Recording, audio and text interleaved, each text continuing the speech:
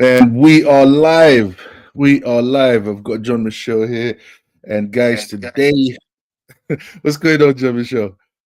I'm good, bro. How you doing? I'm all right. I'm all right. I'm all right.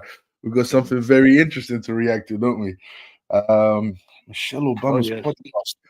Shouts to LV. I'm glad I had my twins at age 32. We're beyond blessed.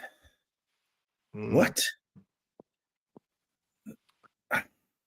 I guess Should it's have had someone those. that said they didn't. I guess it's someone that's saying they didn't wait. They didn't hang around. Shout out to them. Shouts to them. 32 is still a bit, you know what I mean? You're playing with nature, you're playing with biology here. But yeah, These extremely, days, that's considered young these days. yeah, 30, yeah. I mean, the age of marriage is like what, 31, 32, around that age. Mm. I personally think that I mean, she's 52, isn't it? The what's her name again? Tracee? Tracee She's Ellis Ross. yeah. Hold on a second. Oh, we've got just passing through. He's always passing through. What's going on, brother? What's going on, Hassan? You all right? How you doing? Yes, Hassan, you're right. Good. How you doing? We all right? What you been up to, bro? It's just chilling. I saw it wasn't live, so I thought, let me see if these guys are gonna do it. But now I can see you guys are live now. Oh, now he's gonna run away. Yeah, pretty much. Pretty much. What's it? We got It's sort of innocently sweet. this was disturbing, bro. But a live reaction is coming from me tomorrow as well. But damn. I So, keep. I'm thinking, should we do a bit of a back for people who don't know who this lady is? So I do a bit of yes, background. yes, So please, bro. Can you? basically, I came across this video on Instagram actually. Yeah. Um, and the tagline was Tracee Ellis Ross showed talks about the grief of being single and childless. That's what kind of I thought. Oh, let me have a look at that, and then I saw a series of clips.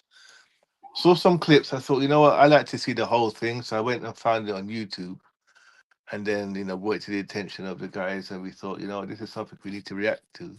Mm. But for those who don't know, Tracee Ellis Ross is the daughter of the famous singer Diana Ross. Who Oh. yeah, so this is Diana Ross's daughter, who was another very attractive lady in her own right when she was, in her prime. Tracee Ellis Ross was not a very desirable lady growing up. A Mm. lot of men found her very desirable, and she is now in her 50s. So we're gonna react to the whole video. We're not sure who exactly owns this podcast or whose it is, but we know this is Michelle Obama talking to her, and she seems to be leading the interview. But there's also a male host, and I assume it might be his podcast. But most of the questions and conversation are between Michelle Obama, that's Obama's wife, and this Tracee Ellis Ross, and apparently they're very good friends. They spend time together. The Tracee Ellis Ross goes to the Obamas for dinner, so this is a very close relationship. So was she Just raised? Sorry, background. I'm not sure if you mentioned this already, but was she raised by her father?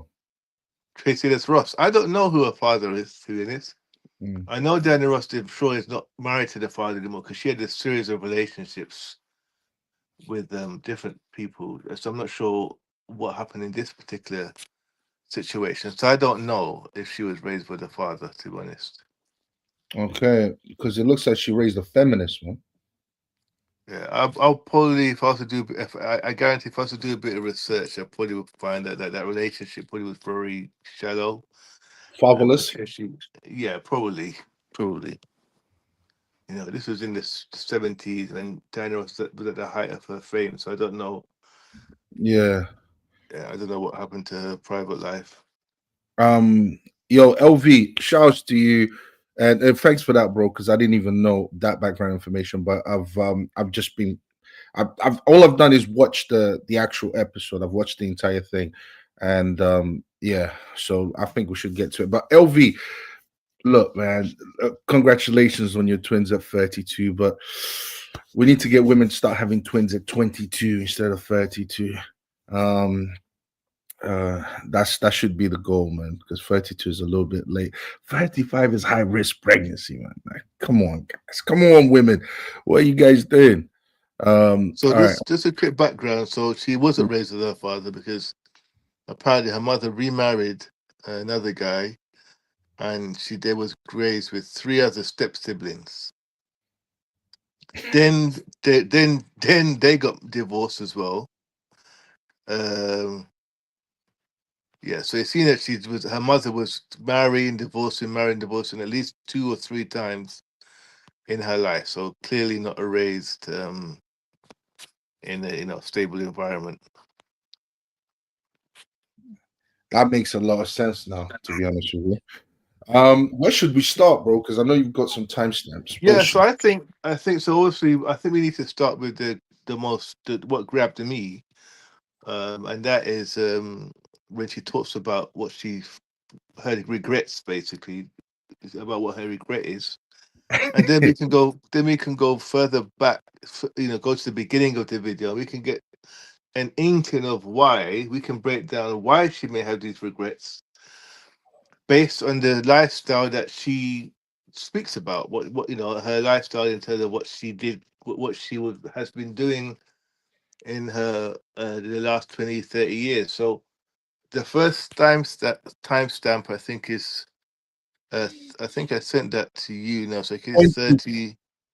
22 something. That's the 22. one, yeah. So let's Yeah, start there. We'll get to the regret, what she regrets, and then we can go yeah, back. yeah. Let's do that. Let's do that. Okay. Nice. Yeah. You know, the whole thing about weddings, We talk a lot about that. yeah, it's just like the pre-proposal and the bachelorette and the pre-honeymoon and then the 3 wedding dresses and have you thought about The amount of money. your 32 list items of who Yes. you want to marry, or are you more busy picking out your photographer? Yeah, it's interesting, that whole, I hope that is starting to dissipate I hope culturally. so. I really do. I think social media is perpetuating some of those things in a really big way. But I did dream of my wedding growing up. And that's not to say that I didn't dream of the bigness of my life, but I could have spent a lot more time dreaming of my life. And as much as grief does surface for me around not having children and not having a partner, I still wouldn't want the wrong partner. That's a great point for people to hear. I'm not interested in that. You have to make my life better. It can't just be, I'm in a relationship to be in a relationship. So even though the grief does emerge and that comes and I hold that, I think of what I've done, and I woke up every morning trying to do my best. I didn't wake up one morning and be like, I'm going to mess this day up. That's right. So I must be where I'm supposed to be. And I don't know, sometimes I think of all of the things I've done, the courage that I've had to have, and what I've had to learn how to navigate as a single person with no one to hide behind. Yeah. And it's built a really beautiful experience around me. And I have incredible friends. So in the end, all she got is friends out of it. I'm sorry, I shouldn't do that. Okay, so in the end, all she got to show for it is friends. So why is she? I don't understand. Like she wasn't trying to mess up. So why the grief? Why the grief for not having a husband and a family? Why so much grief? I mean, I'm thinking she did everything right. She said that she wasn't trying to come out and mess up her life or anything like that. So why the regret? And that to me is the issue here, because it's almost like she's contradicting herself with each statement, because grief is to me is a very strong emotion and a very strong term, because we associate grief with people dying. Yeah. We associate grief with death. So it's a very strong emotion, very powerful emotion that she's using there. And to use that emotion in relation to her dating and lack of children, to me, is very interesting, because clearly that's a very strong regret, or you wouldn't be using such strong terms. And as I want people to keep in mind, and it's going to come out when we go back and watch the first part of the video, why I think she's using the word grief, and I think it's actually a lot more literal than people are actually attributing it to. I think it's a lot more literal, and we're going to find out what potentially she actually could be grieving, and she may actually be grieving some types of death. I'll leave it there for now. Hassan, what do you reckon so far from what you've heard? My name is Just Passing Through. Sorry, just passing through. My bad. We're just passing through. Yeah. Okay, so yeah, I think the issue was the conundrum was solved right at the beginning. I think when JM or PB UK, when he mentioned that her mother was a singer, that to me is an indication of nothing good can come from that. I don't think women should be singing in public or doing all the jobs of that nature. I don't think that's an appropriate position for a woman. So if you have a mother who's a singer, your understanding of gender identity or what role gender roles and such are going to be skewed. So it's downhill from there, in my opinion. Secondly, can I just ask, so why don't you think a woman should be a singer? Because of my religious beliefs. Right. Okay. Islamically, music isn't really encouraged. That's true. Yeah. Yeah, and there's one hadith that says the end of time will be near when women are singing in public and they become famous. So it's yeah. So Islamically, it's quite frowned upon. And I think for good reason. I think I agree with Hassan, by the way. Yeah, I think with female beauty. I wouldn't go that far. I'll explain my reasons in a minute, but yeah, go ahead. Yeah, I'd like to hear that. Female beauty in terms of physically how beautiful they can be, and their voices how influential and beautiful they can be, can have quite the influence on a negative influence on society. I think it's as bad as OnlyFans as far as my opinion is concerned. You said she used the word grieving, and that reminded me of a famous feminist. Her name is Germaine Greer. Famous Australian, famous Australian feminist. So she said, I've heard that she said that she grieves because of her feminist ideals, and she's in her 70s or 80s now, and she has no kids. And she's quoted as saying she grieves for all of her unborn children, because obviously she's a feminist. She promoted abortions and things like this. Interesting.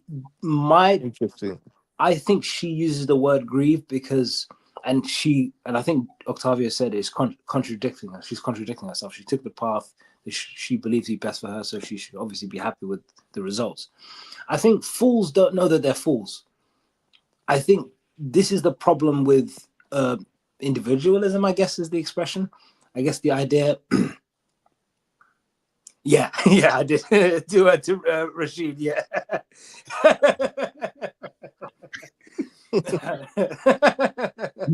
Concentrate, just passing through. Concentrate. There's a good comment, but yeah. So what was I saying? I have to concentrate again. Yeah. So yeah. Put simply, a fool doesn't know that they're a fool. I think the idea that I know what's best for me is a path that leads down to grievance, and the fruits of those poor decisions come out when it's too late. Why speak about it now? You've had many opportunities to know that you're wrong, but maybe because you had a female singer as a mother, that maybe the idea of do as you wish was, the perceived path to happiness, and it turns out it's wrong. What she should be saying is, I was wrong. Don't do what I did. Young women, do the exact opposite. Get married. Don't focus on careers. Don't focus on your talents or whatever, because you can just end up dying alone and speaking on a podcast, telling strangers, "Hey, I'm not happy with the path that I've made," or whatever. I don't know. Personally, I think she has this grief because she didn't fulfill her natural role. The natural role that are created for her. And the natural role of a woman is to have a husband, to have children, to create a family. And it's also the natural role of a man. The man, of course, is to protect and provide. Of course, the woman has a different role. So, I mean, we have laws of nature for a reason. God created the world in a certain way. She decided to go against that. And she decided to go against that because, well, because she wanted to fulfill her own, what I would say, pride. She wanted to fulfill her own vanity, her own selfishness. I think that's what basically. And look, she decided to follow an ideology that allowed her to do all of those things, allowed her to indulge in her selfishness, indulge in her vanity, indulge in her pride, and this is, this is where she found herself in right now. But this ideology, of course, is feminism, that told women to sacrifice the most fertile years, by entering the workforce, to be promiscuous, to do all of these things, to kill their own babies. And of course, I mean, when you don't fulfill the natural order that God put in front of you, there will be consequences, and a lot of people don't like the consequences of their actions. But I mean, she only has herself to blame. She had the choice. It's not as if evil has always been around.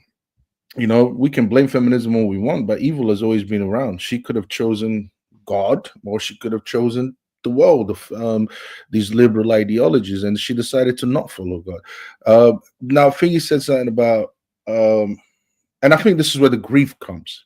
A lot of people's unhappiness is because they did not follow the order that God set for them. Figgy said, I think it was women.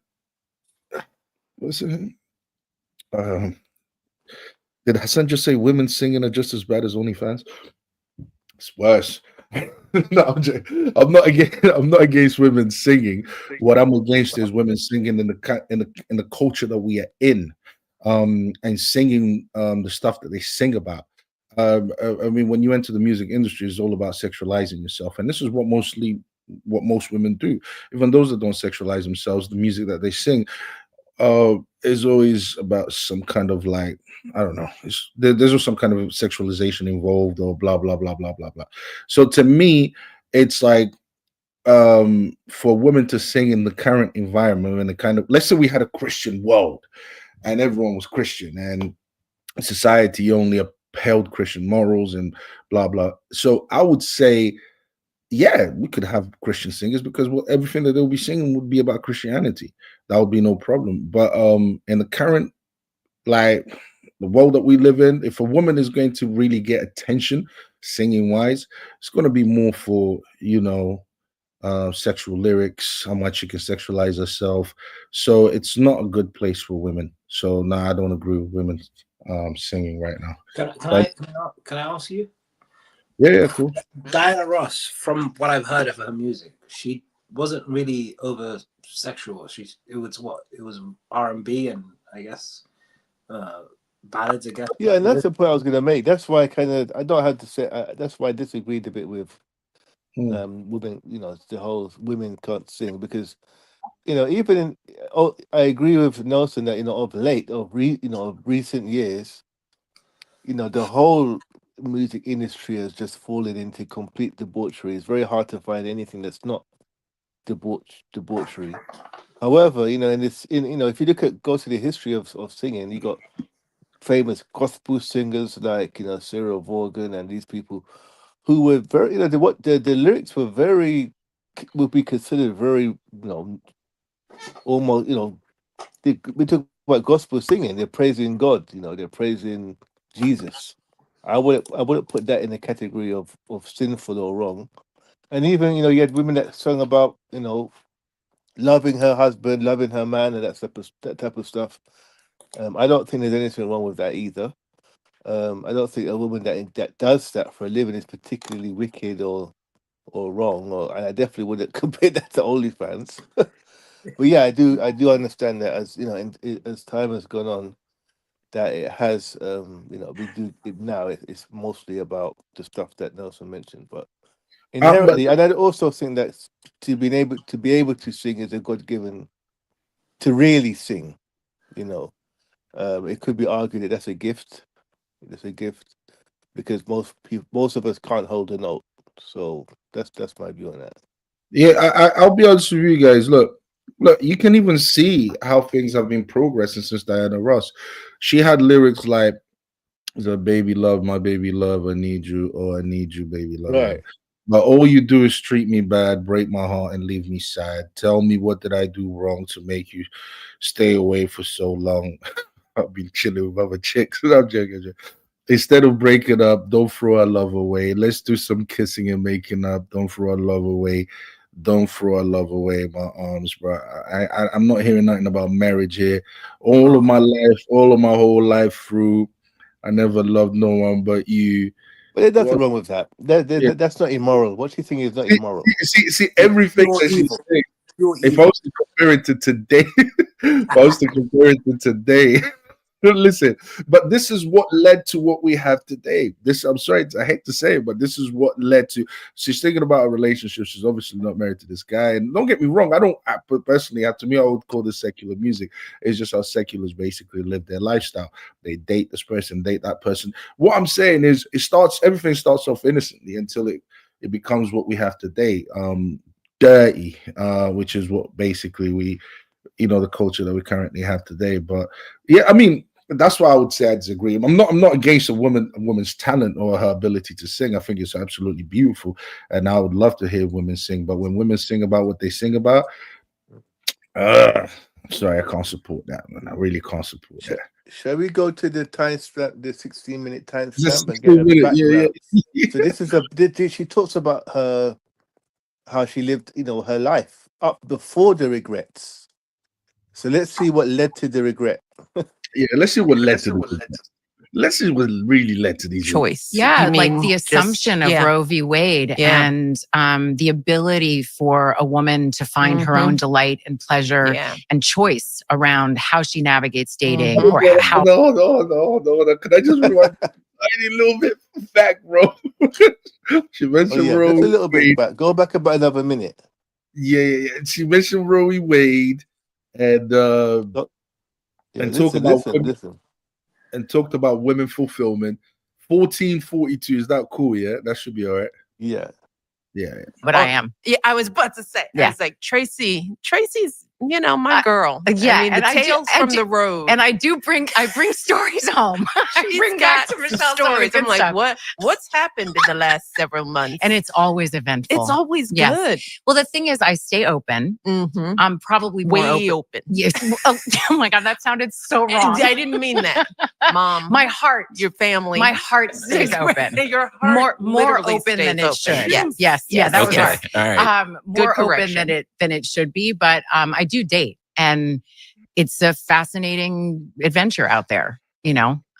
Mostly though, I think there's really good men out there. I think to a certain extent, I'm a very unique sort of unicorn of a woman, Yes, you and are. so it's going to take a unique person. Mhm. And in the meantime, I have really learned how to live my life and Yeah. enjoy it and not sit around waiting.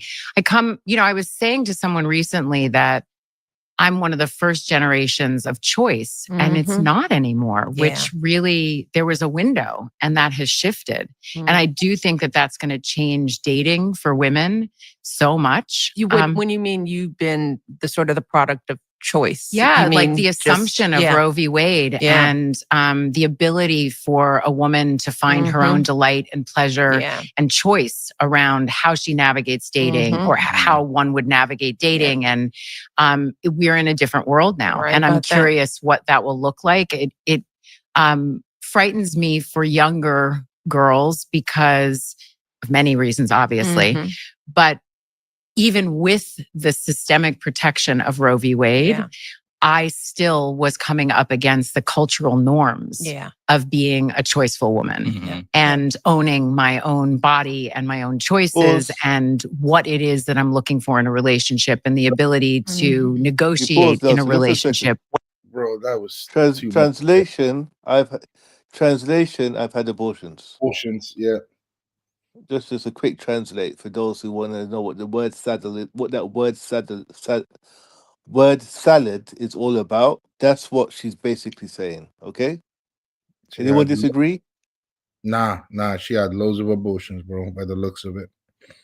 Okay, we can move on. Yes. Sorry, I just got just a little bit more. But, this is sorry. I hate I can't even. I'm not going to use the word gold.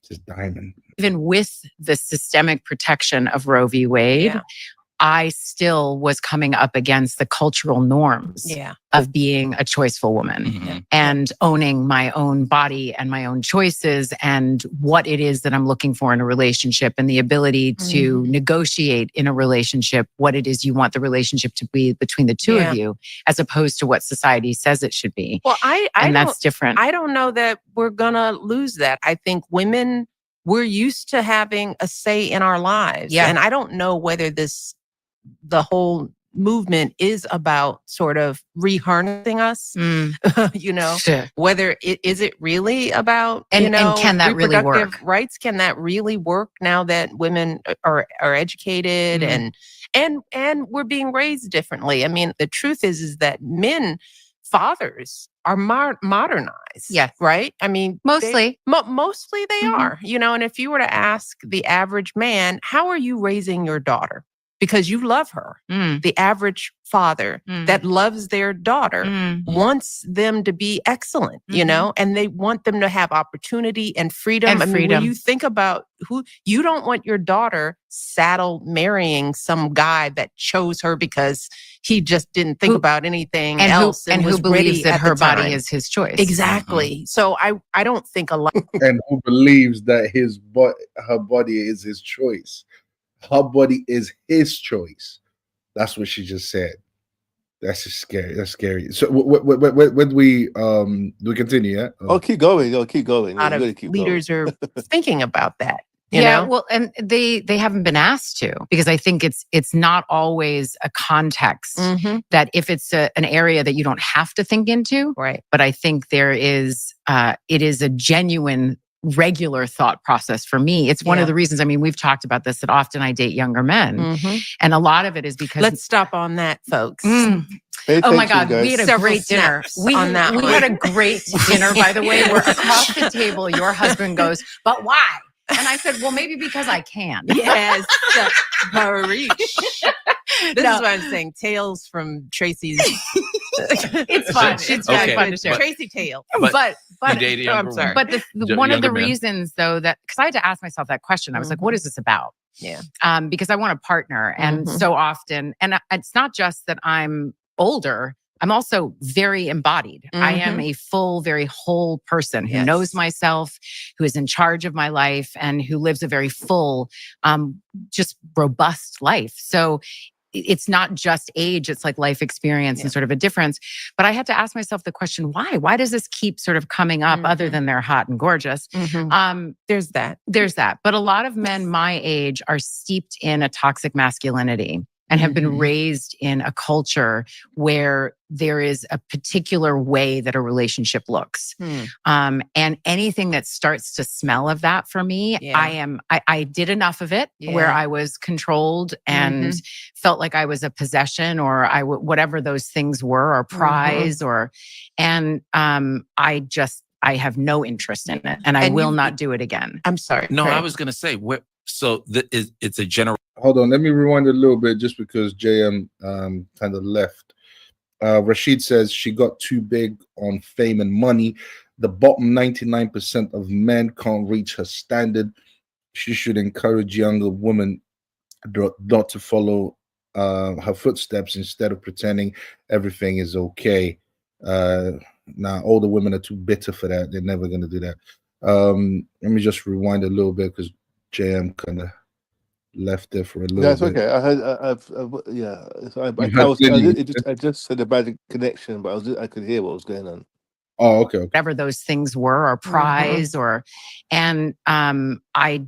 have no interest in it, and I will not do it again. I'm sorry. No, Craig. I was going to say, So it's a generational thing. So it didn't matter how you met them, or is it just I'm kind not of the saying, guys you're meeting? That's obviously too big of a it's generalization. a generalization, Yeah. but because I have dated men my age, there is a difference. There is an openness that occurs with a younger man around whether it's gender fluidity or not even having an issue with homosexuality. I mean, something as basic as that there's times where I'll be, sitting across the table from somebody and just like, what did you just say? Yeah, what century are you? Like, oh my God. Where's your horse and buggy? Yeah, like, I'm so sorry. And your bedpan. Yeah, for real. Chamber pot. Yeah, your chamber pot. Your chamber pot. Like, where I'm just like, yeah, this is not a match. And I have long been past the age where I feel like it's my job to teach somebody or grow them up. Yeah. That I'm not interested in. So, but it's interesting. I mean, there's so many different philosophies on dating.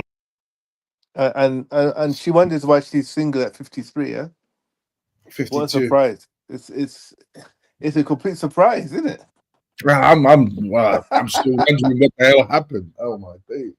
I'm shocked. I'm absolutely shocked. I'm gobsmacked. I can't. Why is she single? This woman should be married happily. Right. This woman should be, she should have like 100 children by now. I mean, she should be an example to all women right now. So what she's basically saying, there's so many things to pick on. She said so a lot. If you're a religious critic, I could guarantee, and this is what really makes me sick, I could guarantee that she goes to church.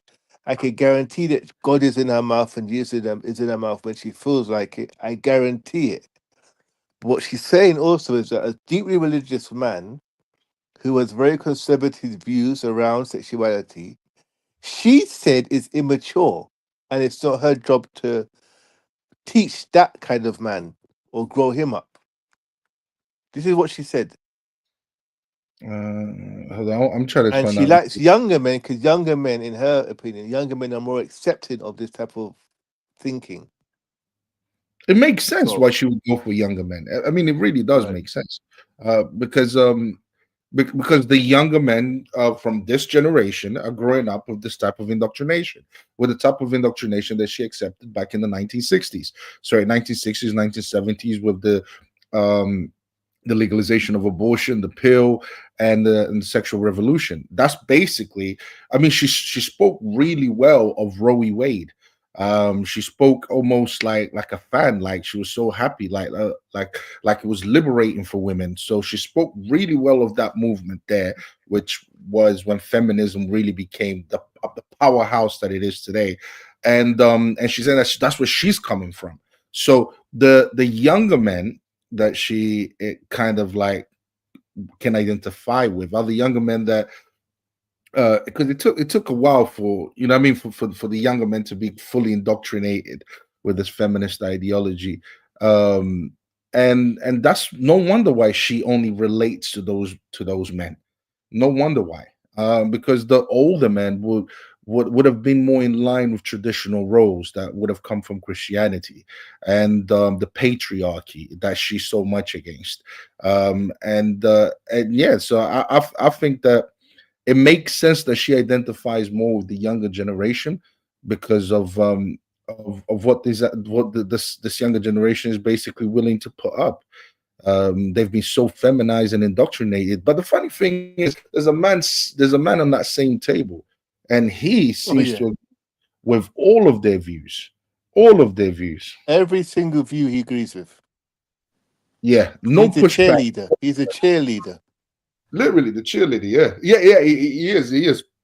And they're kind of using him as like, oh, you agree with us then? Okay, yeah. He's supposed to represent the men, and he's supposed to be the one who agrees with their views. Which to be honest with you, to me, that smells like manipulation. If I'm going to be all the way honest, trying to get a man in that table that agrees with their views. There's no pushback. There's no nothing. It's almost like they're still trying to normalize this type of ideology, which is what they're trying to do. I'm starting to think whether or not she is a victim or an agent. That's basically where I'm at with her. Whether she's a victim or an agent, because Yo. What she is someone that even Obama was concerned with. Oh, Did but you catch the what was part it? where she said about the dinner to the dinner, and when he questioned her lifestyle, and they found it very funny that he was questioning her lifestyle. But even he, I guess, even in his mind, he was like, "Why are you date if you want to get married? Why are you dating younger? Why would you go for younger men who are less likely, to want to be see you as marriage material?" That's why Obama was like, "Huh?" Yeah. And her reasons was, did you hear the reason was because they're gorgeous. That was her reasoning. Well, that's why you're single now. There you Yeah, go. but That's she if you're going with young men because they're gorgeous. How can you? Why are you grieving now? And also, I want to touch on the grief thing quickly because Hassan mentioned about the famous feminist who spoke about grieving for her unborn children. I believe that this is what's happening here. I believe that the fact that she spoke so highly of Roe versus Wade, that she spoke about, basically, supporting women's rights or whatever you would call it. Um, I'm 100% certain that she probably had abortions, and these are now the grief. This is the grief she was talking about later on in the video. This is what she's grieving. Probably literal deaths that have happened in her room. That sounds a bit harsh, but to me, well, as I say, grieving is a very specific word, and it relates to death of a human being. yeah. Yeah, absolutely.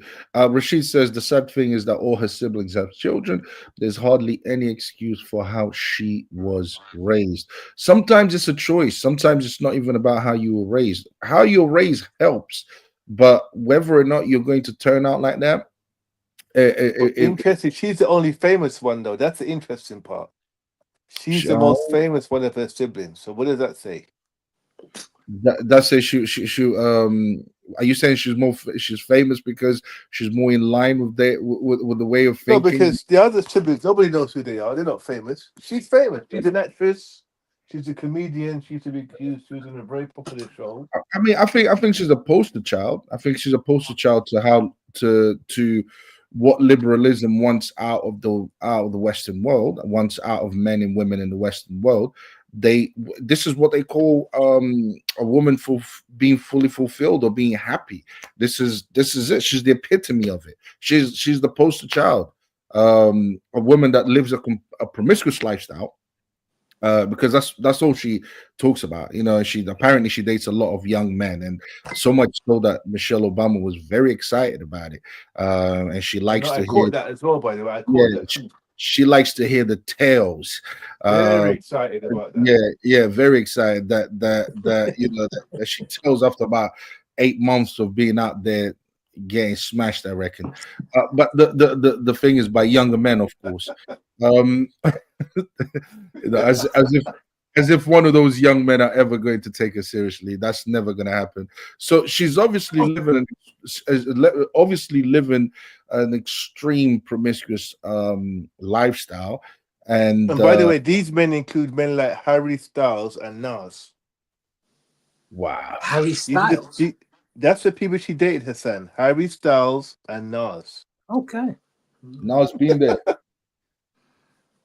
Those are the men that she thought that she wanted to. I mean, that's where you're looking for relationships, really, as an older woman. I mean, what do you expect? Come on, this is why there's no sympathy. What do you guys think of the philosophy? Hassan, what do you think of the philosophy of this? What amazes me is the levels of justification that they will use, the philosophy that they will use in order to justify. They create these philosophies in their head through a lot of word salad, in order to justify the grief that she spoke about. And on one hand she's happy with what she's doing. She everything, she doesn't go out there to make mistakes and blah blah blah. And on the other, she's full of grief for not having children and a husband. But then what comes out of all of this is this philosophy that they create on the spot, and it's made up of a lot of word salad. It's just like, and when I try to actually pay attention to what they say, and it's just a bunch of emotional bullshit. But yeah, what do you think of that, Hassan? I think what the term is. Sorry, just passing through. Sorry. No, it's fine. It's fine. I think the term that I've used a lot is cognitive dissonance, which I've heard. I think is quite a suitable expression, because you can say, female bodily autonomy, women's rights, so on and so forth. Okay, fair enough. That's what you're pointing out to the good for the collective as a society. But how are you applying that to your own life? If you're using your rights in a liberal secular society to just be on the carousel wheel of men going from one guy to the next and to the next, how does that benefit you? Clearly it doesn't benefit you at all in any way, shape, or form. You're not so you have the right to divorce, so you're not in a harsh relationship you can't get out of. But you're not married, you never got married, you never pursued marriage, so that doesn't apply there. You're not at risk of dying giving birth, so what use have you used abortion for? Is it just to use it to have babies or to become pregnant and then abort the baby and then move on to the next man and get pregnant? Just to kill babies, that's it. Yeah, so it's a case of you have all these freedoms and you've indulged yourself and now you're paying the price for it. So did you maybe abuse the rights that you've been given, that you say is there to protect women?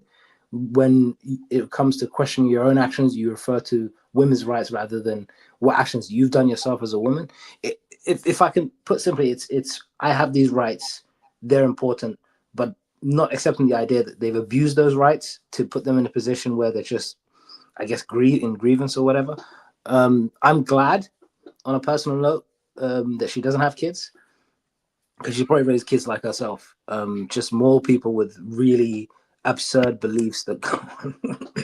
Because not everybody should have kids. Not everybody should have their ideas replicated. Not everybody should have be a part of building the norms of society.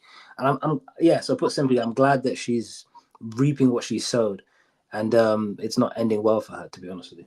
What about when she said, guys? What about when she said, "I'm unique"? Because the first thing that came to my head, can I touch on? Yeah, the first thing when she said, "I'm unique," that the first thing that came to my head is, "You're not unique. No, you're not. There's nothing unique about you."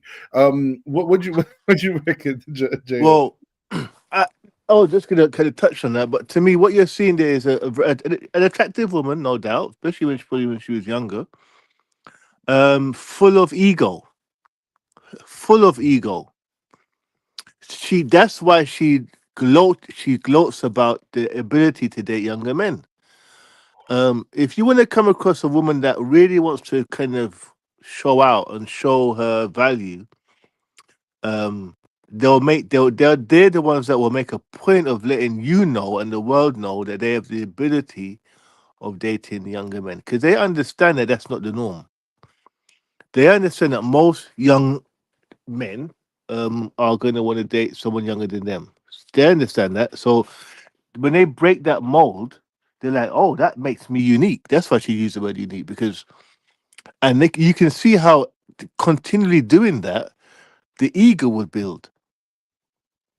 The ego builds, and what she's doing is she's becoming accustomed to dealing with men who don't want to marry her, who are just enamored by her. That's what she's come accustomed to. And that's why the thrill of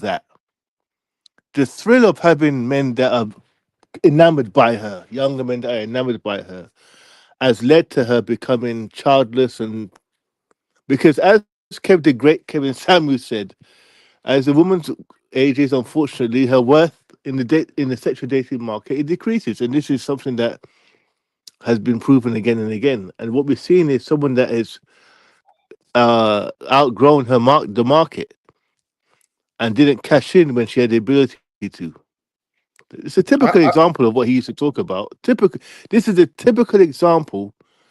And if Kevin Samuel was alive today, he would break this. He would have broke this video down 10 times better than we would have done it. But Ever. and we'll be reacting, and we probably be reacting to what he did, what he would do. But he would have broken this down differently. But I would say she's quite childish, and she hasn't matured yet. Because to me, it appears that she likes that honeymoon stage, and she likes the she likes younger men giving her attention. She's like but that moment of that young man giving her attention is what basically kind of like gives her that ego. Gives her that ego. It's like it's like that honeymoon period. It's like you liking someone for the first time and blah blah blah. She wants to stay there.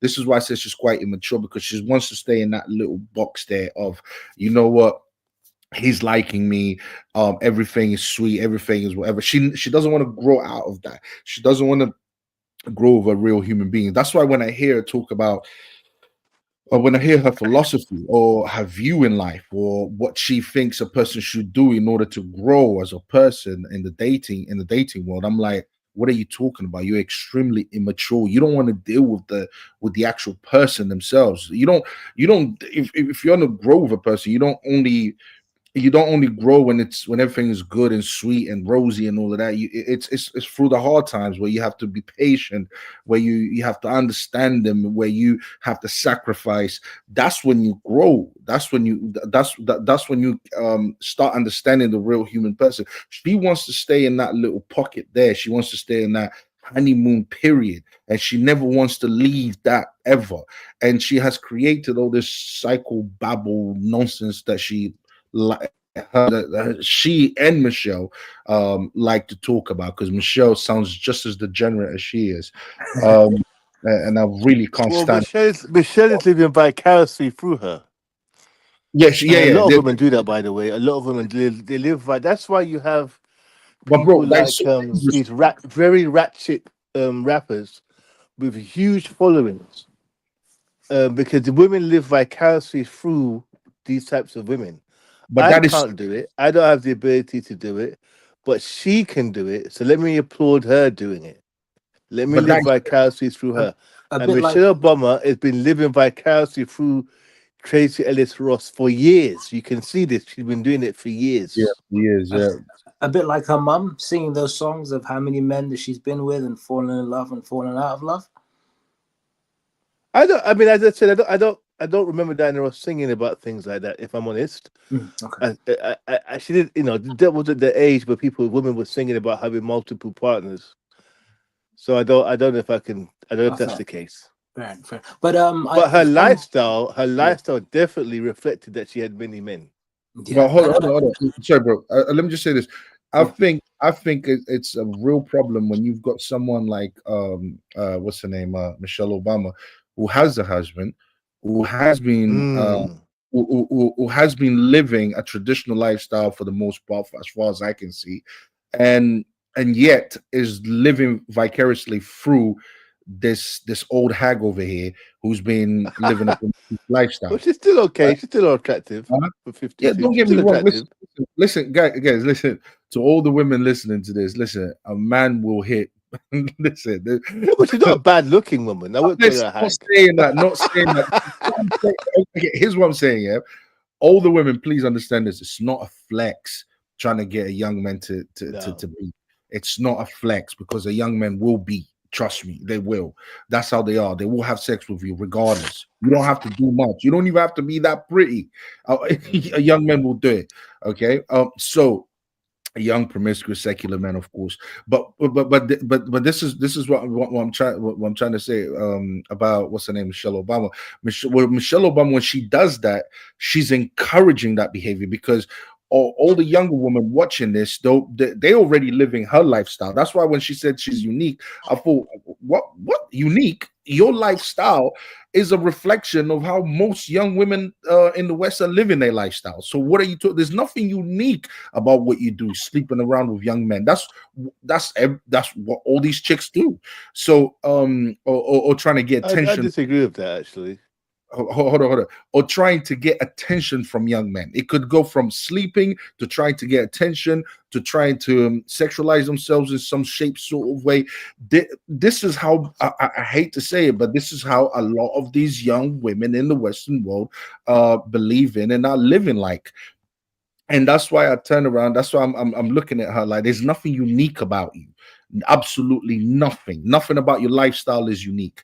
And for Michelle Obama to then, for someone who kind of represents a bit of that traditional lifestyle, for her to come around and then kind of like live vicariously through her and be like, yeah, I love listening to your stories. I agree with you. Yes, homosexuality is okay. It's like it's like, and she's praising her.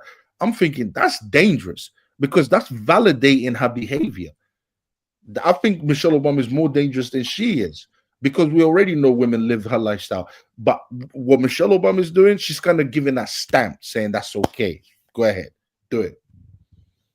JM, did you want to go? Go ahead, Hassan. I'll go after you. I think a lot needs to be mentioned about these young men. These young men are sustaining her delusion, making her their attraction for her, something of value. And as you said, a young man will nail. They'll do anything. Whether you're young, you're old, you're rich, you're poor. Yeah. You're this, that, the other. If you're homeless, you're whatever. If she's halfway attractive and she's sleeping on the streets, she can get a man. It doesn't matter. It doesn't matter. So what she's valuing is the most valueless, and what she's losing is the most valuable, which is husband and children and someone. Instead of sitting there complaining to Michelle Obama, hey, I'm grieving, but at least we're fighting the war against women's rights and whatever it is, and then you got the brother in the center nodding along like co-signing everything, whatever it is. And I look at the situation, I think the question is, who's the most guilty? I think it would be her, because she's the most responsible for her life. And then in this room, definitely Michelle, definitely Obama as well, because Obama, the wise thing was say, hey, can you just stop hanging out with that lady? She's a bad influence. Right, that's a good point. She's around our daughters. She's around our daughters. I don't want her around our daughters. Yeah. I don't want our daughters looking up to this person. Just tell her to put that coffee in a takeaway mug or takeaway cup and get out of here, man. With your weird ass. You come back from the road after 8 months of being around with men. Don't come here after you. We don't want to hear your tales or whatever, right? But this is what. To be fair, I'm gonna say it, but it's always men there's always a man somewhere plotting behind the scenes and not doing what he should be doing. In this case, it's Obama. Secondly, it's the brother at the table. Thirdly, it's the men that keep pursuing her.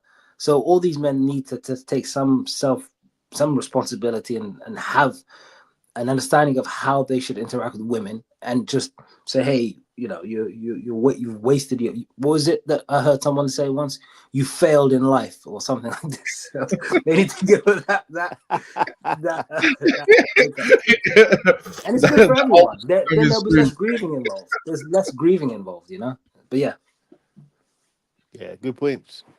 I just think that the only part I kind of disagree, but then it made sense what Nelson was saying.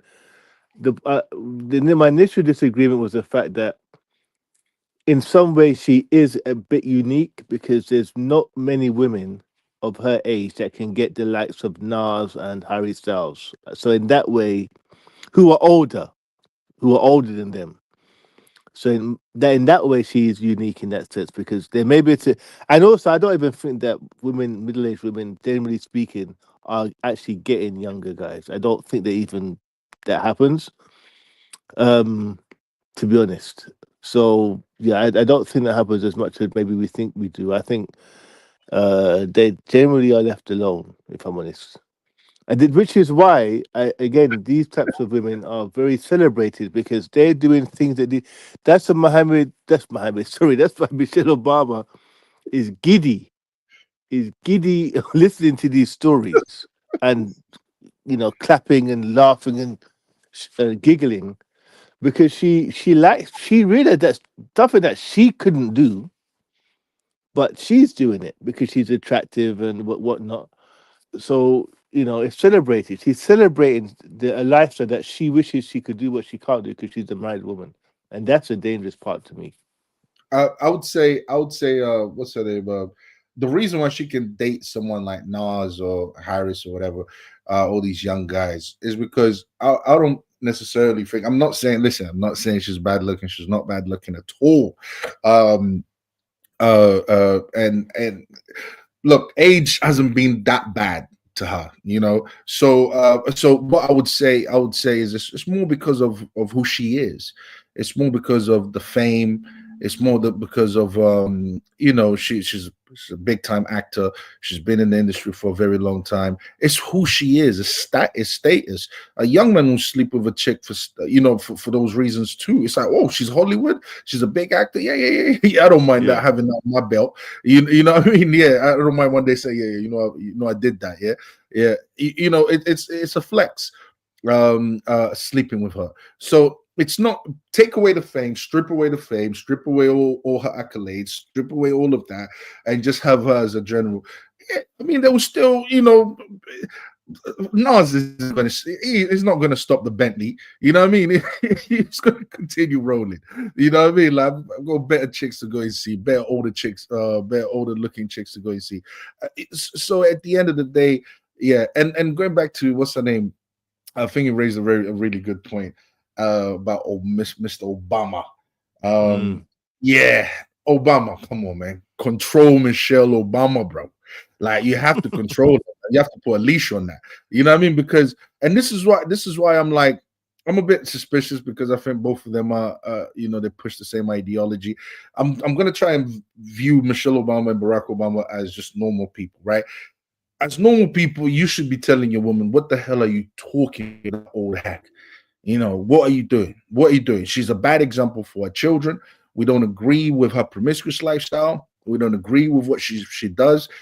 Her coming around you is going to send a bad signal to, I mean, this is what a man would do. That's how a man would have dealt with the situation. And he would have put an end to that. No, I don't want you talking to her anymore. Okay, that ends now. And that's it. That is it. That's what he should be doing. But so I'm gonna say that he's complicit too. I think he's part of the problem also. And thing is, again, it goes back to the men. It goes back to the men showing women attention. It goes back to the men allowing their wives to behave in certain ways. I'll be very worried if my wife was living vicariously through a woman that does what she does. That only goes after young men. And she's trying to. And another thing as well, that's not a flex for her to say she sleeps with young men just because young men will beat because of her status. It's like, and I'm thinking, hasn't she realized this yet? I mean, she tries to present herself as a very smart and intelligent person, but hasn't this crossed her mind yet? That it's not really a flex for you to say, yeah, I'm out here dating young men, and then for Michelle Obama to be like, oh, yeah, trust me, the stories I'm hearing out here. It's like, bro, it's not a flex. Like, you shouldn't even be saying that out in public. If anything, it makes you it looks bad, knowing how horny young men are. It's like, it's not a flex. But one thing that I also notice is fathers. She used the word fathers are modernized. I think it was Michelle Obama that used that word. Fathers are modernized. What's going on there? When she mentioned that, I was like, yo, she's trying to say that something has changed, and modern fathers are almost like responsible for what's going on. They almost, it's almost as if, we see how women are more likely to raise their daughters to be feminist. Well, modern fathers or modernized fathers are also doing the same thing. What I want to do, Nelson, I've just sent you a video, and I just want you to play it. Don't say what it is. I want you to play it. And there's a reason why I was showing this video, because now we're going to talk about why a specific community really needs to be aware of what's happening here. I just WhatsApped you a video.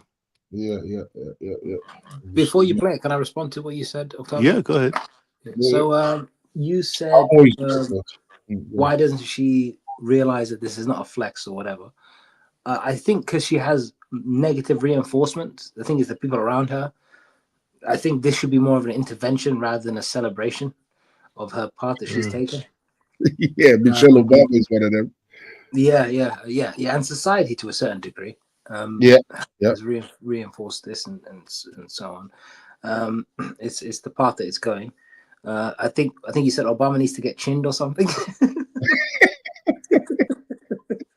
Obama, that old dog. So it's but the onus or the responsibility is on men 100%. They need to just say you're not worthy of the marriage because X, Y, Z reason, whatever. Therefore, I'm not gonna be interacting with you, and then that would just sort of dry up the well, and then hopefully force her to come to the realization. But they won't do that, and the men with their wives. Sorry, background noise. But I'll let you carry on anyway. Hold on. There you go. Pause it. Yeah, Hassan, go ahead, bro. Yeah. So it's society has failed her, and she's the. Did you say something about a well, Hassan? I was saying the well of men will dry up. Hopefully, if they have some self-respect. The men. The picture's but there's nothing to dry. She's gone, bro. It's like I didn't mean in that sense. I meant in the sense. No, I'm saying like she's gone, bro. There's nothing there, man. Yeah, go ahead. But I forgot I was gonna say something. Sorry, bro, it's my fault. Yeah, go ahead. No, it's fine. It's left my mind. Yeah, you've given up. Pretty much. I guess so. It's completely escaped me. Yeah. It'll come to you in a minute. Trust me. All right, let's play this video. If it comes to you, just let me know. Go ahead. Just say it. Shout outs to everyone watching. We're reacting to feminism again. So it's just feminism. Hold on. Okay, there you go. That's the video, yeah? Tracee Ellis Ross had a relationship with DeRay Davis. Tracee Ellis Ross had a relationship with Henry Simmons. Tracee Ellis Ross had a relationship with Nas. In 2007, Tracee Ellis Ross dated Chris Webber. From May 2011 to March 2013, Buthiam and Tracee Ellis Ross dated. In 2020, Tracee Ellis reportedly dated Harry Styles. These rumors emerged after a source claimed they had seen the pair out to dinner together. While this may seem like a completely random coupling to a lot of people, especially considering the fact that Tracee Ellis Ross is 50 while Harry Styles is 29, the two actually do have a history together. They got to know one another through Instagram when Harry Styles started liking her pictures and Ellis started commenting on Harry's pictures.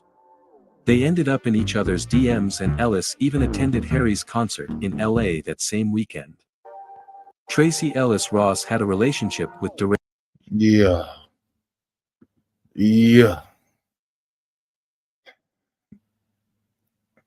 Yes, JM.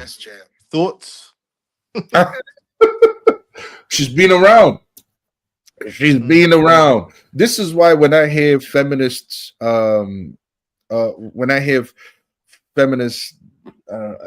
babble from these women, it to me it's like, so when I hear that, they have this philosophy, that ends up always being word salad that ends up meaning nothing. So whenever I hear them giving relationship advice or dating advice or talking about growth as a human being, I don't know, it does something to me, like mentally speaking. Like it just, I don't know.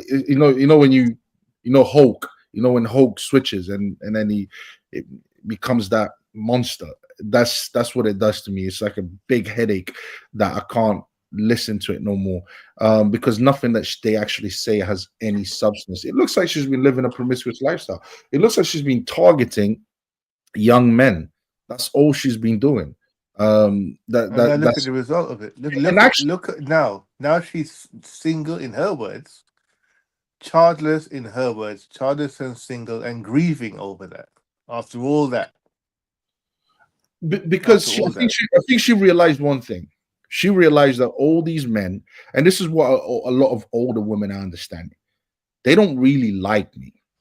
They don't mind having sex with me, but they don't really like me. Like when it comes to settling down with me, when it comes to actually having a serious relationship with me, to the point where they want to have children and be a provider and a protector.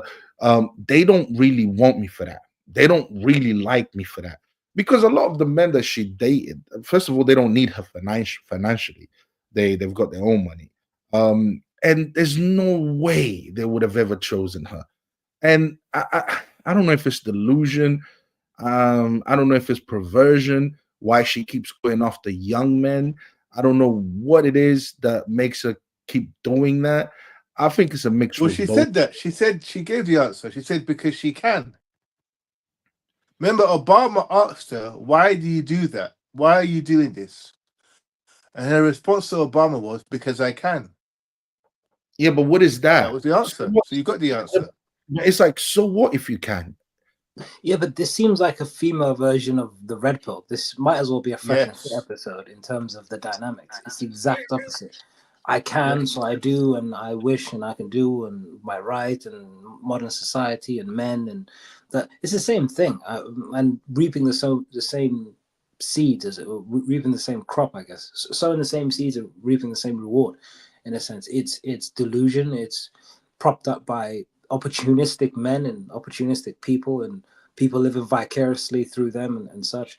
Unfortunately, there's less stigma attached to it, because this is as abhorrent and as deranged and whatever horrible word I can use as the red pill, but it's considered empowerment and liberation and freedom, when all it really does is make you free to be alone and free to be at a loss with every meaningful relationship that you could have had. This roster of men that she's got or she's been through, no judgment on them, but I just think they were just looking for an opportunity. Especially Harry Styles, he's definitely an agent with his pearls and his coiffed hair, and I'm pretty sure I've seen him wear a dress. So yeah, he has. He suits the female feminist, female demon, I guess, diva, well, whatever it is, ideal of a man who serves female desires and ambitions. Yeah, non-threatening. Non-assertive, non-boundaries setting, non-moral accountability.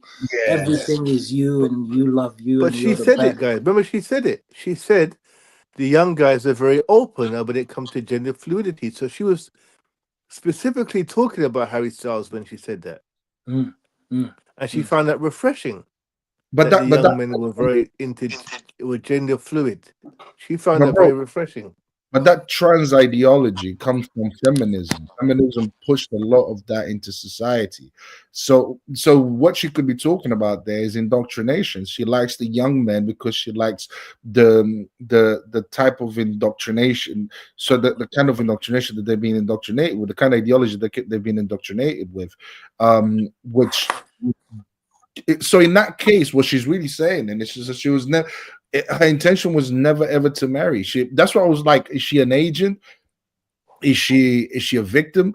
And I couldn't pinpoint. But the thing is, she could. I would say no, Nelson, because of the grief, the regret that she's showing suggests that she wasn't an agent. Because if she was an agent, she would still be pushing that it's good.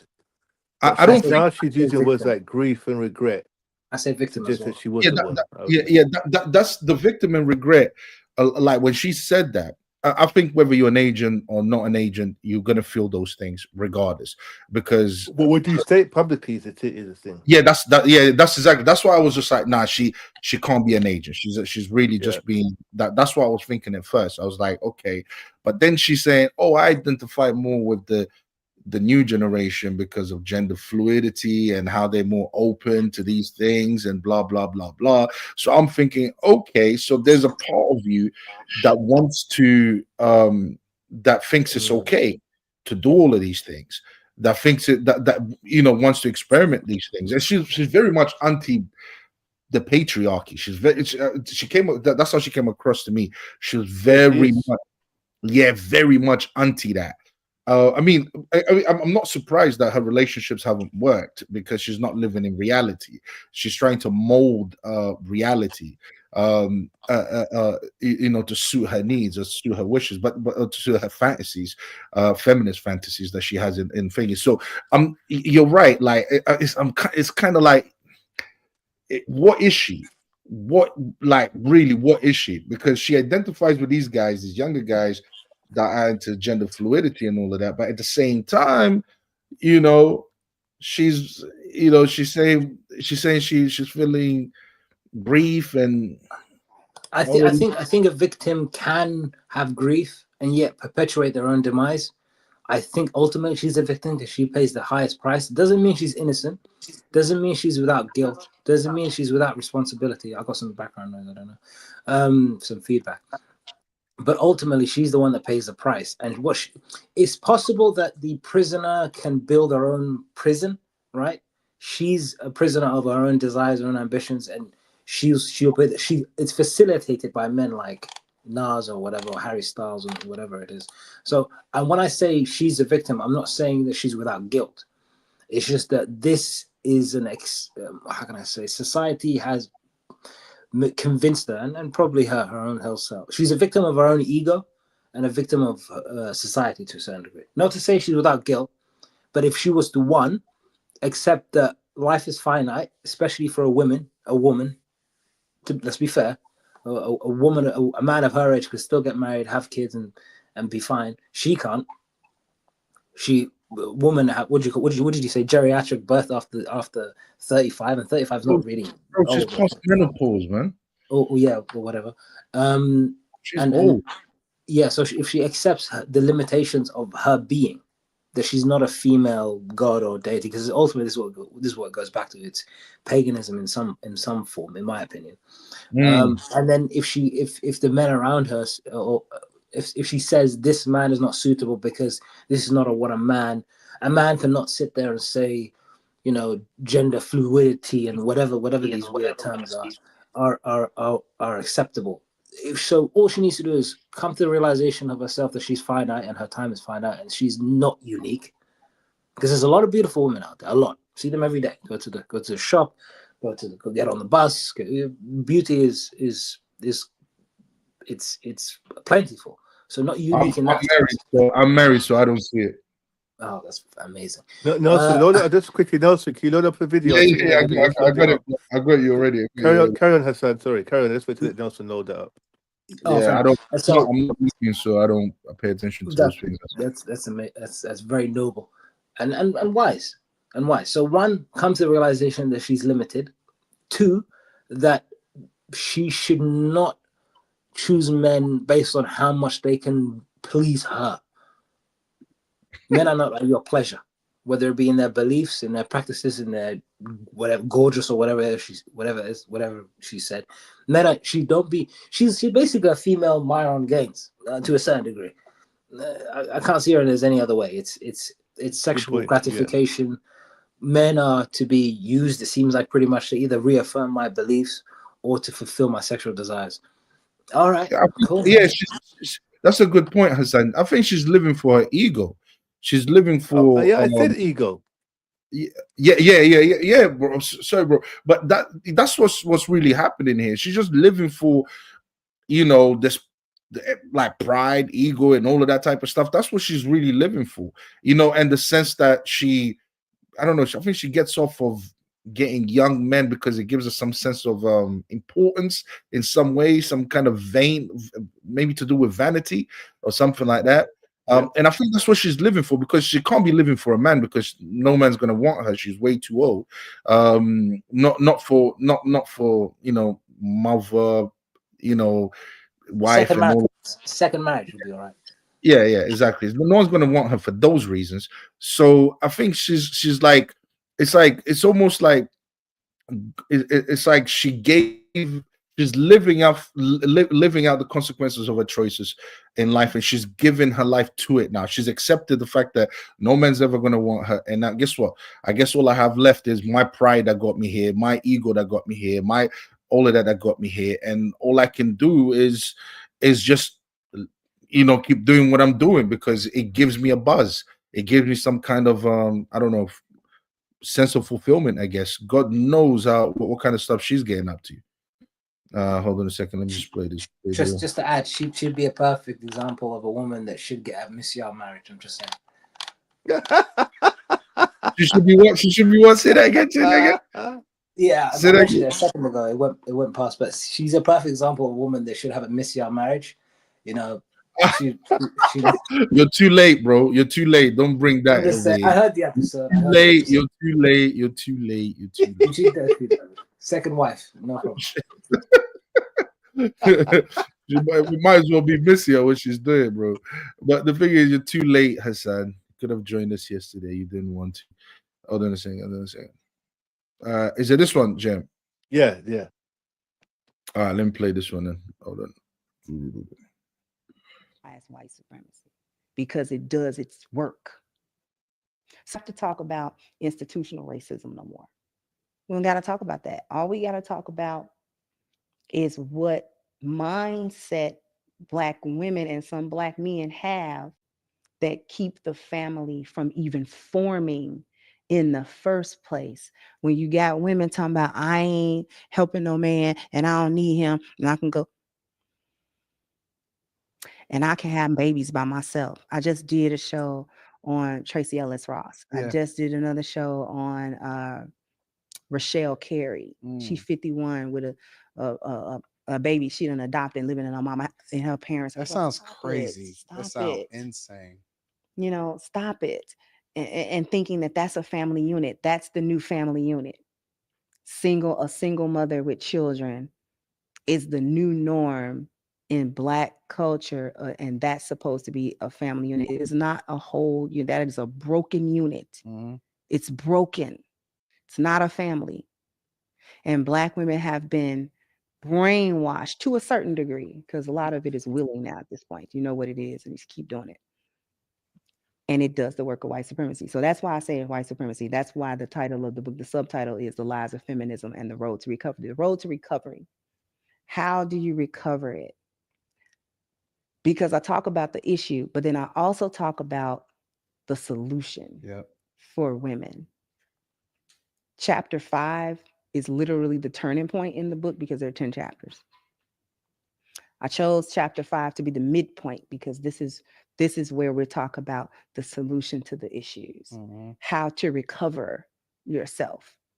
And the one thing that I stress is not only the 10 life values, but finding the truth in each one of them about your own personal life.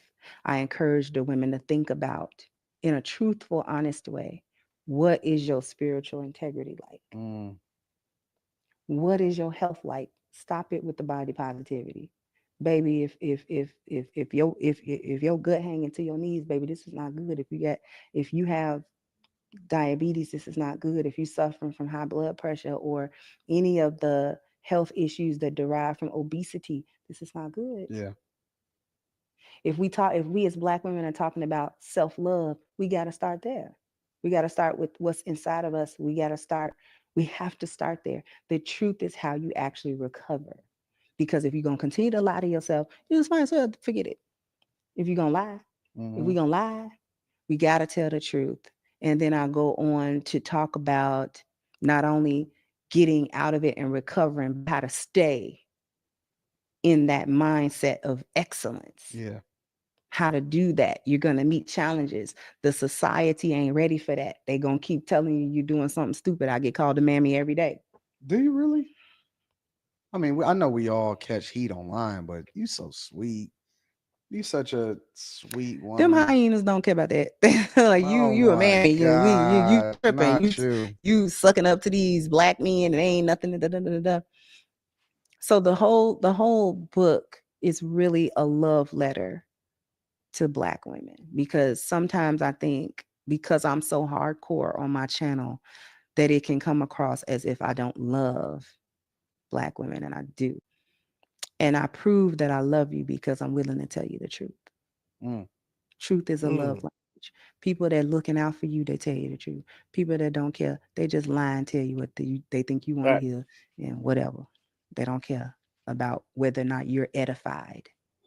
in your life or not. She tell you what you want to hear. She don't tell you got lipstick on your teeth. Mm-hmm. But your girl that's put you to the side, like, yeah, she love you. She ain't trying to embarrass you because you got lipstick on your teeth. Millions of women, any woman that wear lipstick, then had it on her teeth. Yeah. But if she tell you, oh girl, yeah, girl, before you go on the camera. Truth is a love language. People that love you tell you the truth. People that can't stand you will lie to you to your face. Listen, I'm a reader, so the first thing that I'm gonna do, as soon as I I get an opportunity to, probably tomorrow, is I'm gonna bust through this book, Reclaiming the Black Feminine: Lies of Feminism and the Road to Recovery. I'm gonna ask you to leave the people with your final thoughts. What would you want the people to know? Women, men, whomever. What do you want them to know about you that would help them to become a better version of themselves as a result of aligning with you? Because naturally, you guys already know I wouldn't have her here if I didn't find her to be phenomenal. Make sure you subscribe to their channel. I'm going to leave the link to the book in the description for you guys to just go straight over and purchase it, because I'm about to read it, and I'm very, very thankful to even have you here. What do you want to leave the people with on our way out the door? Because I do want to be respectful of your time. I got to make sure that I take care of my baby girl while you're here. What do you want to leave the people with on our way out the door? It's not about perfection. Don't let perfection be the enemy of good. You have to be trying. You have to be willing. You have to be open to a different perspective, a different way of looking at things, because we've been looking at things a certain way and it has not served us. To continue to do the same thing and think you're going to get a different result is the very definition of insanity. So if we want different results for us as women, if we want different results for our children, if we want different results in our relationships with men, then we are the ones that are going to have to change how we see them, how we see ourselves, how we see our children. We have to change that. I put the onus on women to make a change. Often I don't really talk about men, but I let the men handle the men. I'm talking to the sisters. If we don't take the time to just self-examine, just a little bit, just a little bit self-reflect, a little bit take accountability for, if you got 10 failed relationships, baby, you the common denominator now. You got to look at that. Maybe he did do this, that, and the third, but how did you contribute to the delinquency of your relationships? If you and your children don't get along, you had them. It was up to you as the adult to create the environment and set the relationship and the foundation of the relationship. They was newborns. They didn't know nothing about you, and it asked you to be here.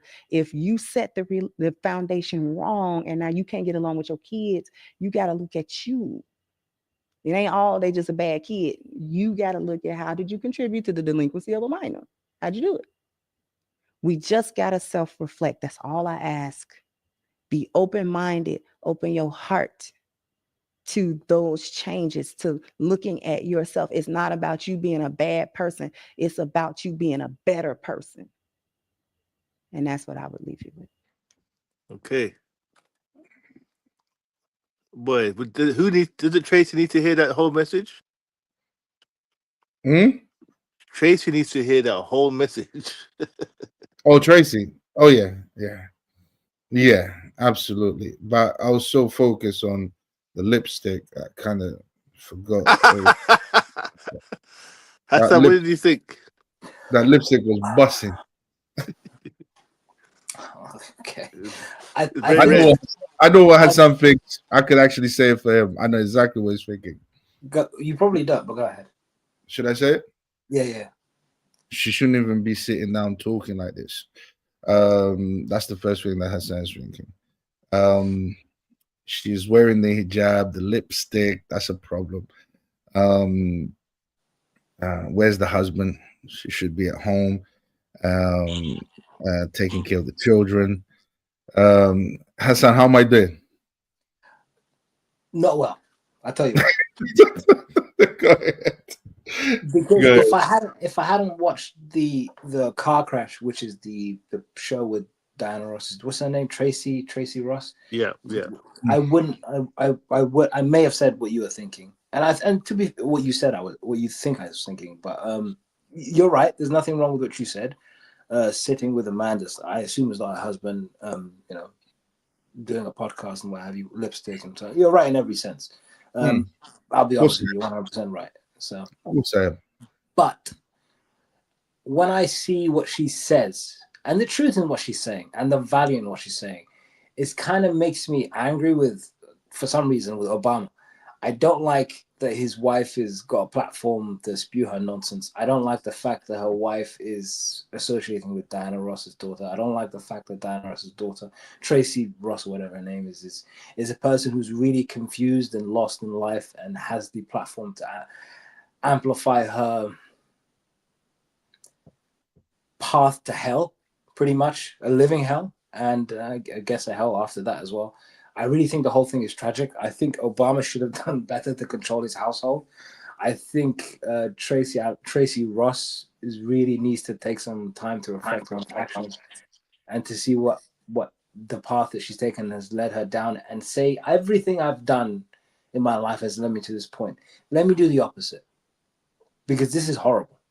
And maybe too late. Let me warn others that the path that I've taken is not beneficial. And it's evil and it's wrong, and there's no empowerment to it, but you're just at a loss and you become a victim to your own choices. It really is. But unfortunately, because of Obama, I'm just gonna say it, not standing his ground when it comes to his household, not when his wife said, I want a podcast, maybe just relax, you're not gonna do a podcast, nobody wants to hear whatever you got to say on this issue because you have the wrong opinions. Tracee Ross, he should have maybe spoken to her as well and said, hey, could you stop doing whatever you're doing for 8 months and then coming down here to spew this rubbish to my household? Because that's wrong. Is there a greater epidemic in the culture? I don't know. Maybe not. But certainly, if this is an example, it is a problem. But it seems to be an overwhelming problem for all cultures to a certain degree. And I guess what Octavio would say, secularism and feminism and so on and so forth, absolutely. But I don't necessarily focus on the problems. I kind of don't care about the problems.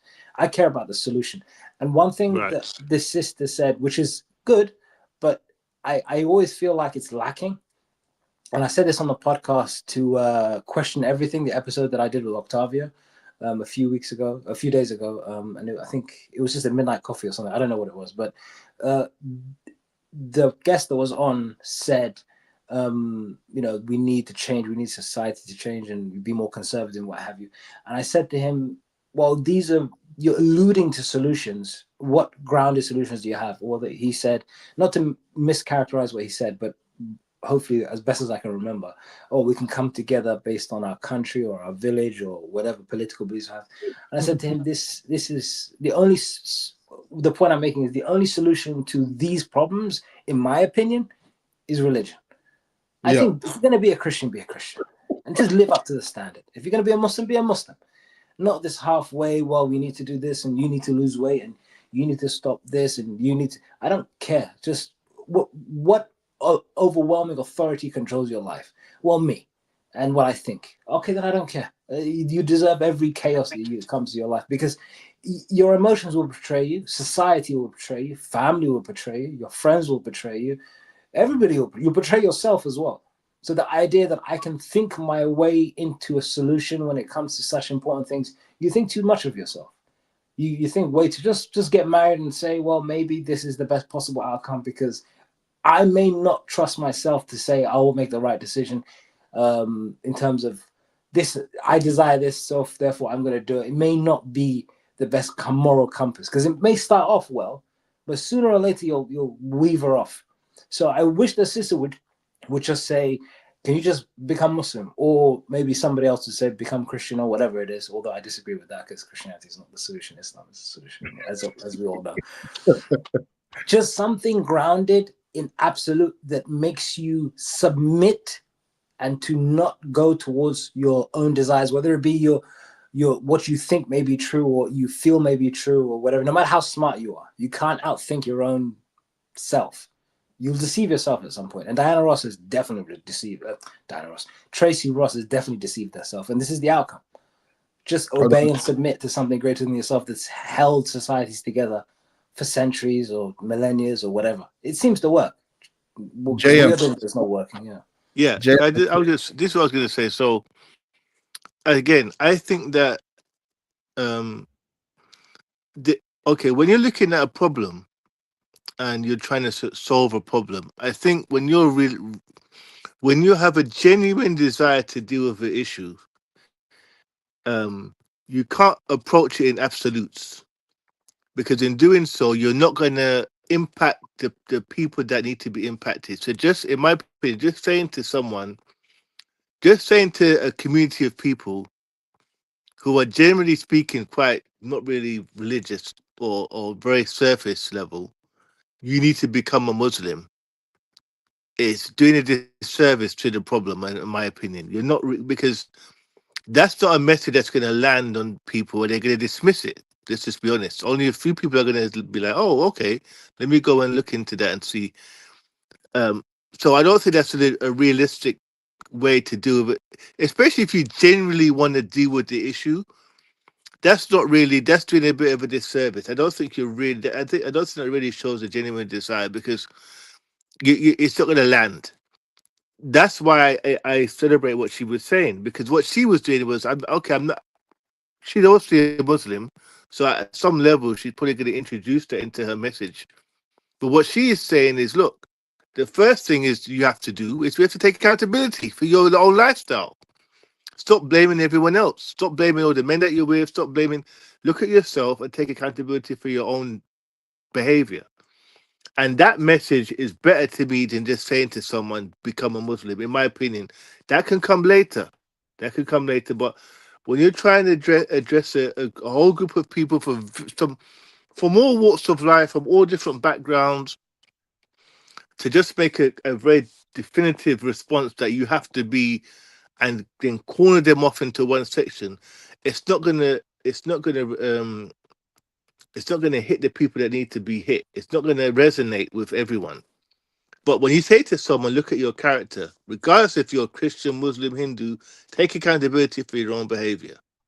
That to me is a much better example. And I don't have the sensibilities you guys have in terms of her wearing a hijab, lipstick, or sitting next to a man, because they don't come from that.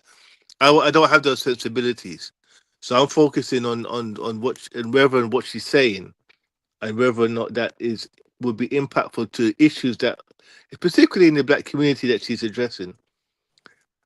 This is someone I would call her unique, because in this current climate, how many women are taking women accountable for their behavior? You point to a woman that's out there online doing this.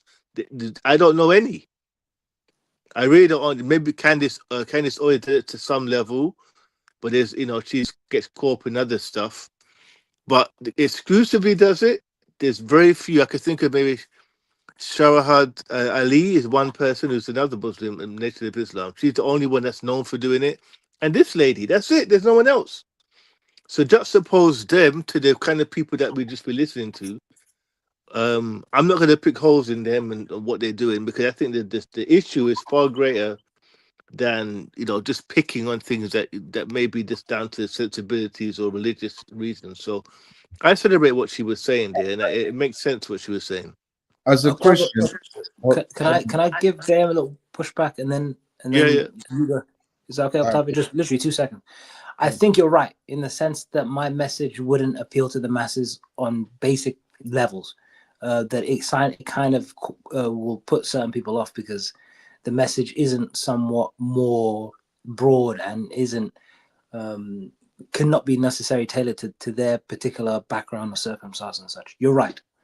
But a part of me thinks if I begin where I want to end, I think it's I'd rather have the 10% than help 10% completely and lose the other 90% or whatever it is on messaging, and not necessarily worry about them. And maybe hopefully it'll help the next generation from there onwards. Secondly, she's making a lot of good points. She's 100% correct. There's nothing that she said that I disagree with, the lady here on the camera. But I'm just somewhat disappointed that she's saying it. I think this is what a man should be saying. I think the fact that she's in a position to point out the flaws in the women, she's doing men's work, in my opinion. I think, well, I hear her message. I support what she says, but I think, well, where's the man that who should have written this book? Well, someone, I guess like Kevin Samuels and such, and people like this have come and gone, but it's a real detriment to the society that women are amplifying their voices to wake people up, because it seems like the men should be doing this work, in my opinion. As a Christian listening to her, she's not necessarily saying anything that I disagree with. I mean, holding yourself accountable, that's you can find that in Christianity. You can find that in in a lot of what Jesus Christ teaches. I've got no issues with what she's actually saying. First, she's projecting a religious image with the hijab and so on. That's the first thing I noticed. My problem is this philosophy, the subjectivity of the philosophy. My problem is that it's not grounded on anything. And anything that's, if your philosophy is not grounded on anything, eventually it will be up to it'll be up to how you feel. If your philosophy is not grounded on anything, nothing that she's actually saying is wrong. I don't disagree with her. Whether what she's saying will appeal to the non-religious people, to the masses, that I don't know, because this type of message is not new. Okay, with Christianity, you have you've got Jesus Christ. That's the standard. That's what you have to live up to. That's what you believe in. That's what holds you accountable. With a philosophy, it's like there is no the standard is you listen to it, you agree with it, and then it's up to how you feel about it. And we know human beings, the way they feel changes all the time, depending on the circumstances, depending on what they're going through, depending on all of that. And when I'm looking at her message, it's like loads of people have said that. Has it contributed to a better society? No, not necessarily. And I think the real problem and the real it's like banging your head against the wall. Everyone, up to a certain extent, has the conscience the ability to understand what is right. Yes, we can all see what is right. I mean, everyone knows that being, if you're overweight is not healthy for you. Like the truths that she's talking about, it's something that I would say in the Western world people are mostly aware of. And I don't even think you kind of need a religion to be aware of, but for some reason people are struggling with it. And I think the reason why they're struggling with it is because when it's not grounded on a deity, when it's not grounded on a standard, it becomes up to how you feel, and how you feel changes. Like I said, depending on the circumstances, depending on what you're going through, depending on your weaknesses, your shortcomings, and and there's no telling tomorrow. And tomorrow you might turn around and say, that's not the right way. I can do it another way, and I can do it another way. And that's what's really been going on. That's what's really been going on in the Western world. You know what? I don't have a problem. Like, for example, people that claim to be Christians, they like LGBTQ members. You know what? Jesus Christ loves gay people, so that means being gay is okay. No, it doesn't work like that. People try to remix anything. They'll try and twist anything. If we didn't have the Bible there, we would go along with what they say. We would basically just say, okay, yeah, I guess you're right. And this is what I mean. Without an objective moral standard, such as a deity or God, her words will fall on deaf ears. I noticed as well that she didn't mention anything about God. She stayed away from the God talk. She's using what she understands. This is how I'm using. She's using what she understands from God, but she managed to draw from a religious life. She's putting it as a philosophy for non-religious people to basically resonate with. She thinks that the teachings, take away the word God, just the teachings of it, and basically break it down in a philosophical manner, and give it to people. But she's not the first one to do that, and I think she won't be the last. And I don't think that will yield good results in the end, because what we need is an objective moral standards, which is Christianity. They need to go back to the root of it, to that moral standard. That's what I would say. But I've got, listening to what she said, I have nothing against what she's saying. Nothing that she says is actually wrong. Yeah, you need to lose weight. Yeah, you should. You need to hold yourself accountable. There's nothing wrong with that. I think everyone knows those things. Yeah, I'm definitely a crack the whip kind of guy, and whoever obeys will see the reward. Whoever flees will perish. And I encourage people to make their own choices rather than presenting something palatable to the masses to encourage the masses to do good. No. Hold on, Hassan. Yeah. I just, something just came up to me. But it shouts to 16 people watching the channel right now. Just sorry, bro. Just didn't want to forget Thingy. What's the name again? The one we're reacting to. Tracee Morgan. Tracee Ross. Yeah, Tracee Ross. Tracee Ross is sorry? Tracee Ellis Ross. Oh, Tracee Ellis Ross. She's a good example of people that have been following these philosophies. She's a good example of people that they've said no to God. Just, it's your choice. It's fine. You can do whatever you want to do. I don't think it's good for you in the long run. But she's a good example of people that have been following these philosophies, these modern day kind of like self-improvement philosophies, holding yourself accountable and all of that.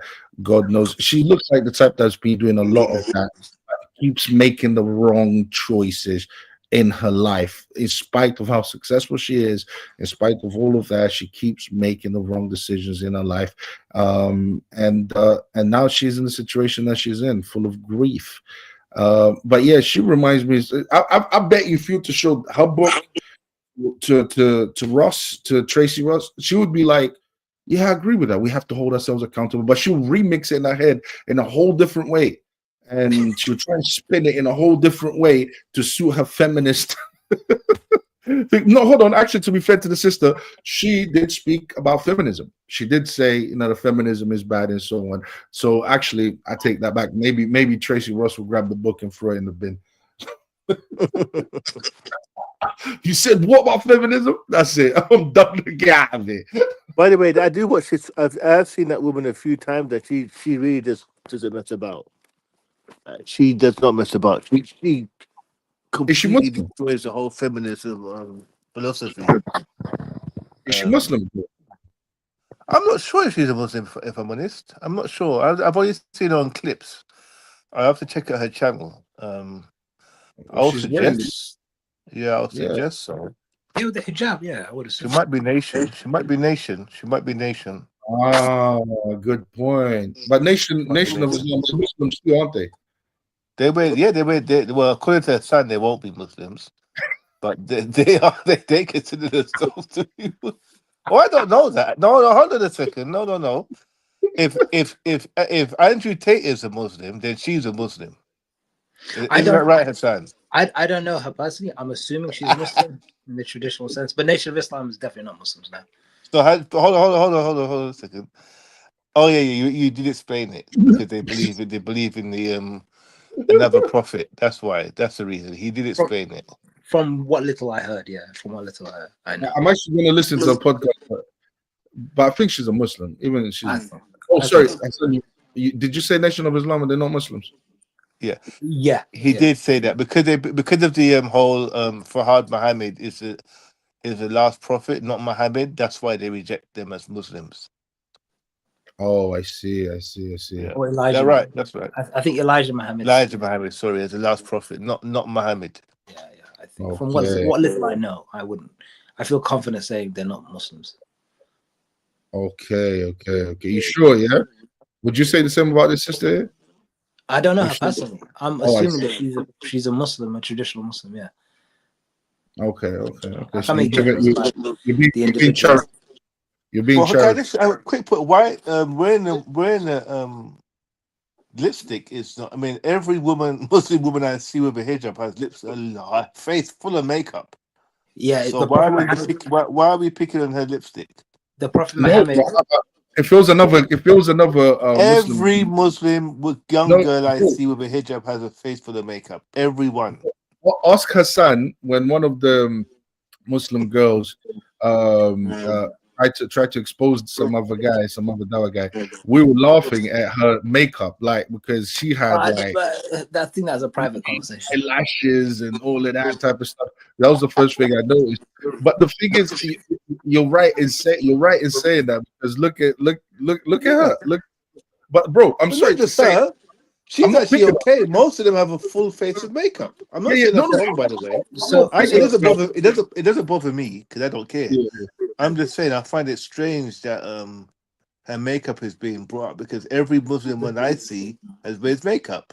So in response to JM, before you go to the comment, Octavio. Okay. One, I didn't mention her lipstick. It was Octavio that mentioned it. That's true. That is true. Two, the Prophet Muhammad. How do we know that? Okay, so we all know this. So the Prophet Muhammad said there's the specific hadith about makeup and how it's prohibited and plucking eyebrows or wearing perfume and things like this. So it is, whether it be her or the Muslim sisters in the street, the same standard is set. They are wrong for what they do, but the British Muslim community, in my opinion, isn't an example of how Muslims should be. There's a lot of cultural baggage. Islam is, unfortunately, as much of a culture and a fashion and a trend as it is a religion. We take what we want, we leave what we want. Okay, now Cafe Mike. Shout out to Cafe Mike. Is it Cafe insult? Yes, Kafir. He's basically calling himself an unbeliever. Unbeliever Mike. He's been on the comment section, reacting to the Messiah. He's anti-Muslim or Muslim? I just take context. Is he no? Muslim? He's not Muslim.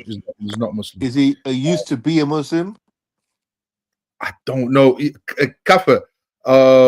Mike. Kafir. Mike. I have to keep saying that word.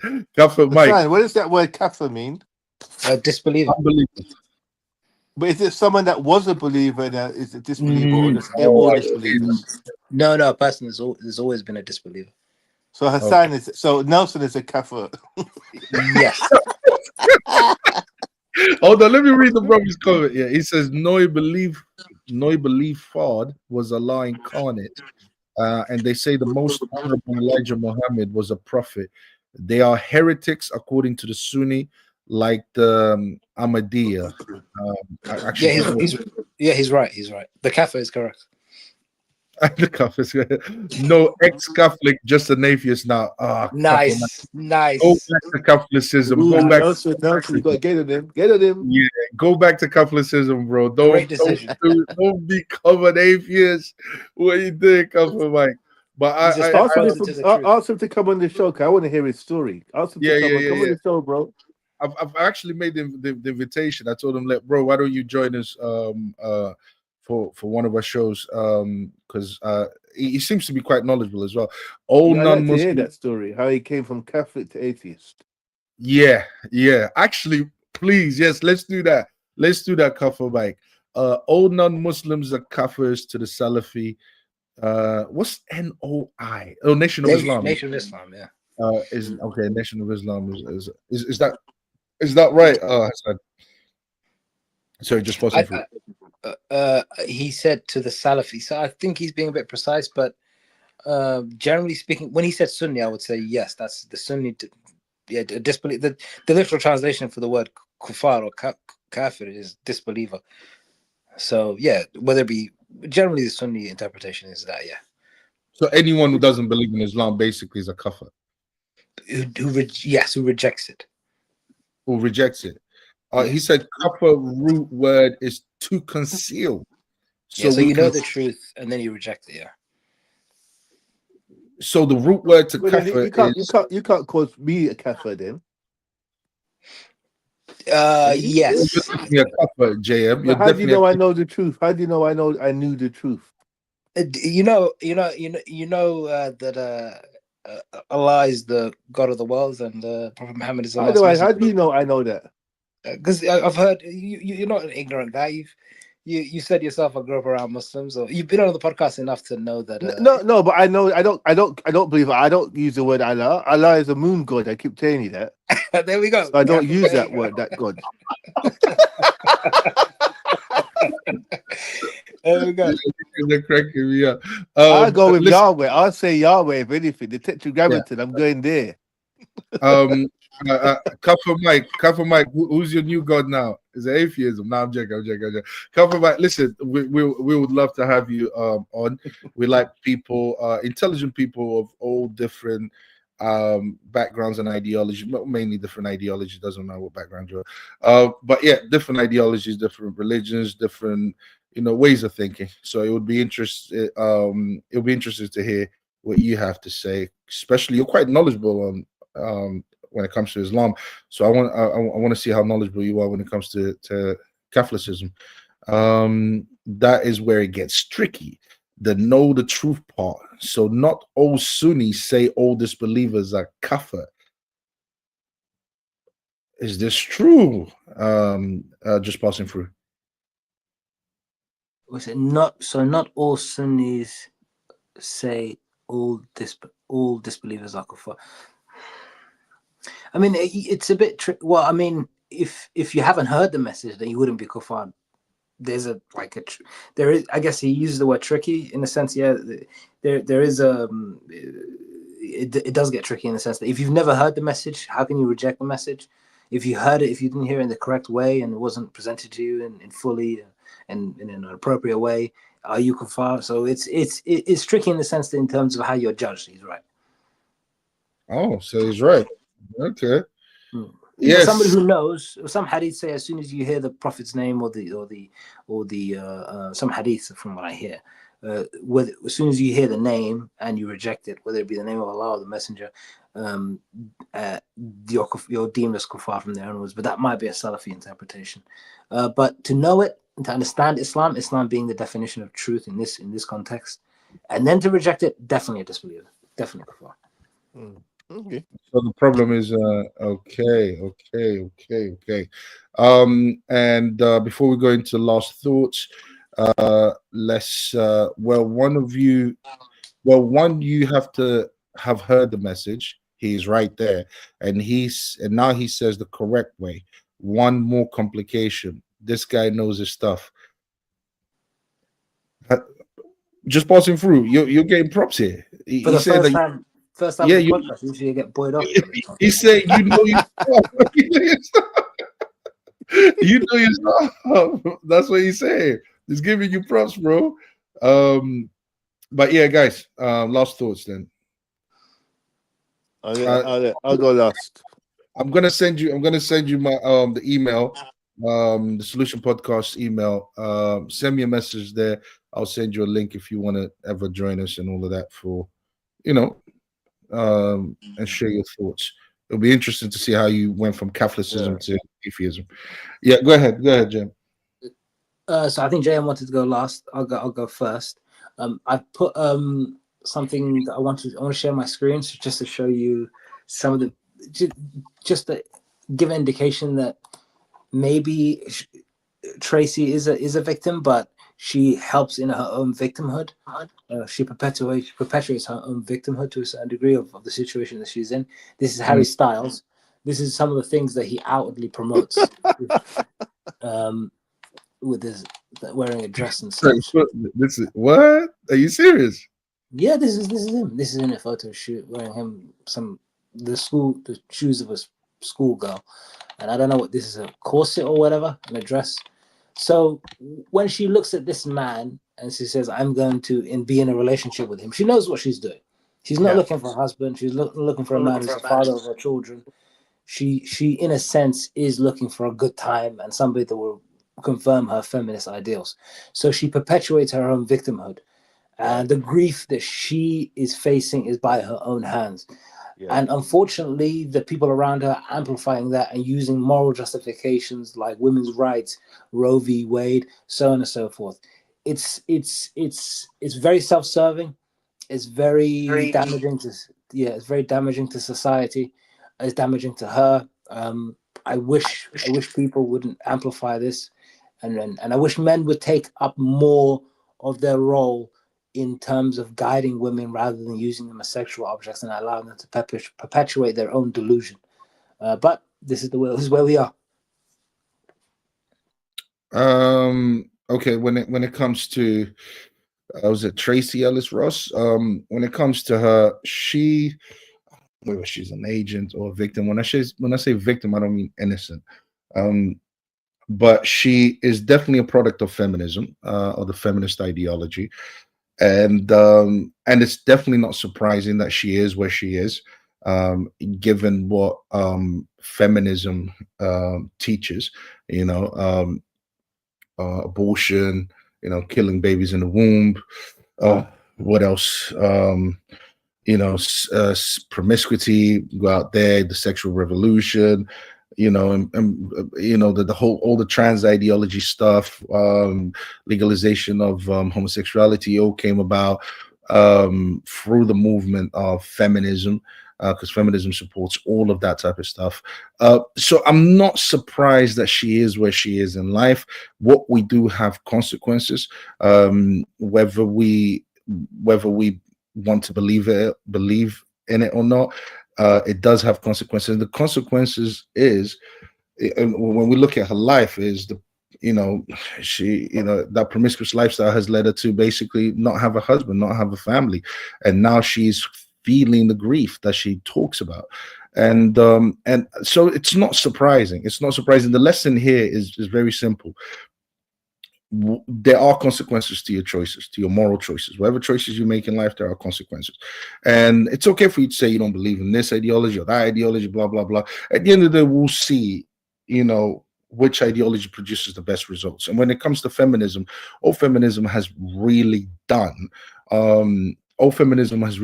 is basically lower the birth rate, destroy the family unit, and that's all it has really done. So when we look at the consequences of feminism, we can see that that's not good. And I'm hoping that society can look at that and say, you know what, let's make better choices. Otherwise, we're going to self-destruct. So to me, it's just a lesson for young women to learn. I do have something to say about Michelle Obama. Michelle Obama is a woman who, in a sense, does present a traditional lifestyle, meaning that she's married to a man, and she's been married to this man for like 30 odd years, and she has 2 daughters. We don't know of any scandals or anything of that nature. So in that sense, but she's so far from the traditional role that the fact that she's entertaining this feminist woman, and the fact that she seems to agree with her feminist views. I don't think there's something that she completely disagreed with her. Every delusional thing that woman said, that Tracee said, Michelle Obama was basically there nodding her head to it. So I think she is part of the problem. Michelle Obama, and definitely Barack Obama for not checking Michelle Obama on that, unless of course he agrees with what Michelle Obama is doing. So that would be something interesting to look at. But yeah, that's my final thoughts on that. I think by her own admission, she's a textbook example of every young girl out there how not to live your life. So in a sense, she's actually doing a service to young women, because she, by her own analysis, is now at the stage where she's childless, single, and grieving and regretful. So her life is a testimony to not what to do. What has she done? She's engaged in a lifestyle of lust, of narcissism, of feel good moments, no sense of integrity or wanting to be in a meaningful relationship. It's been just one fling after the other, it seems, on her own terms. And we can see now the results of that by her own admission. I do believe that the grieving that she speaks about is related to abortion, because I think she kind of highlighted that. And that again also is a testimony to a lifestyle that she herself says has been doomed and has left her grieving and regretful.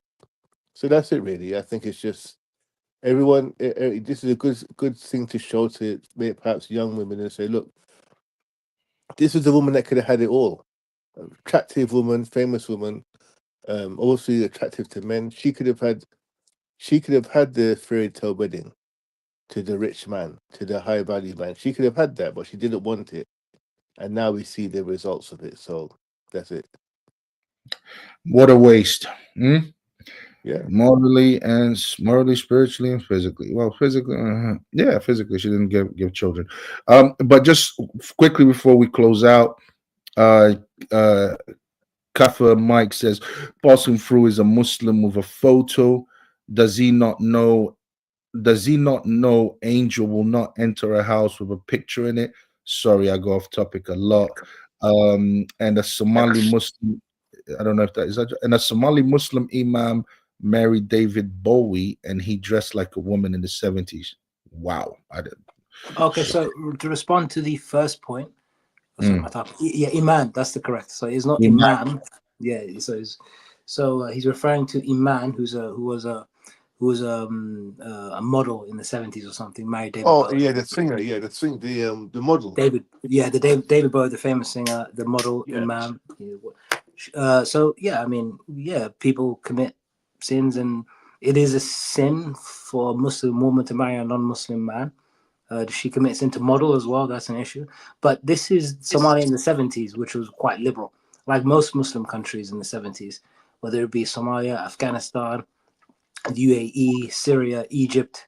These are all Iman does mean faith, but we don't necessarily live up to our names. And her judgment is, although she's openly committing a sin, the judgment is between her and Allah. So we can see that. We go from there. So I don't want to make a judgment of her anyway.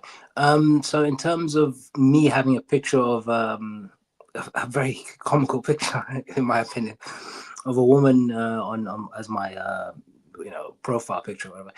Yeah, why'd you have that picture? Why'd you have the picture? Just passing through. It made me laugh. It made me laugh. That's why I have it. But I